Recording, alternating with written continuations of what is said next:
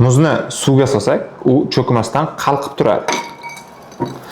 Buni sababi muzni zichligi suvni zichligidan ko'ra kamroq, ya'ni suyuq suv qattiq muzga nisbatan zichroq. G'alati. Nimaga shunday? Muz qattiq modda bo'lganligi uchun suyuq suvga nisbatan go'yo zichroq ko'rinadi. Aslida teskarisi. Sababi qattiqlik va zichlik boshqa narsalar. Qattiqlik zarrachalarini bir-biriga qay darajada mustahkam bog'langanligi bo'lsa, zichlik zarrachalarini bir-biriga qay darajada yaqin bog'langanligi. Ushbu simulyatsiyada siz suyuq suv molekullarining holatini ko'rib turibsiz. Ularning harakati biroz tezroq, lekin ular o'rtasidagi masofa bir-biriga yaqin. Ya'ni zichligi baland. Agar biz uni haroratini sovutib, muzga aylantiradigan bo'lsak, uning zichligi nima bo'ladi? Ko'ramiz. Ko'rib turganimizdek, muzga aylangan sari uning zichligi kamayib bormoqda. Ya'ni suv molekulalari o'rtasida g'ovakliklar paydo bo'lyapti. Buning sababi esa quyidagicha.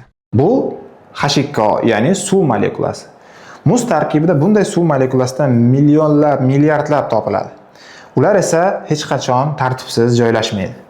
Bitta suv molekulasi boshqa ikki suv molekulasi bilan o'zaro qat'iy burchak ostida bog'lanadi. Va mana bunday. Ular hech qachon bunaqasiga yoki har xil holatlarda bog'lana olmaydi, faqatgina ushbu ko'rinishda, ya'ni qat'iy burchak ostida bog'lanadi. Mana quyida siz muz tarkibidagi suv molekullarini o'zaro qanday bog'langanligini ko'rib turibsiz. Ularning ichlari g'ovak va biz buni cheksiz davom ettirishimiz mumkin.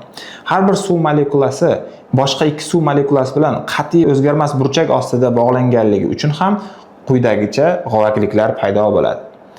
Endi biz uni suyuqlikka aylantirsak, bilamizki suyuq muzga nisbatan biroz harorati yuqori. Harorat esa bu shunchaki zarrachalarning harakat tezligi hisoblanganligi uchun biz suyuqlikka aylantirganimizda uni buzishimizga to'g'ri keladi.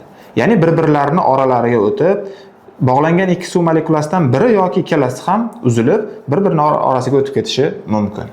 Va quyidagicha zich modda paydo bo'ladi. Bu esa suyuq suv moddasi hisoblanadi.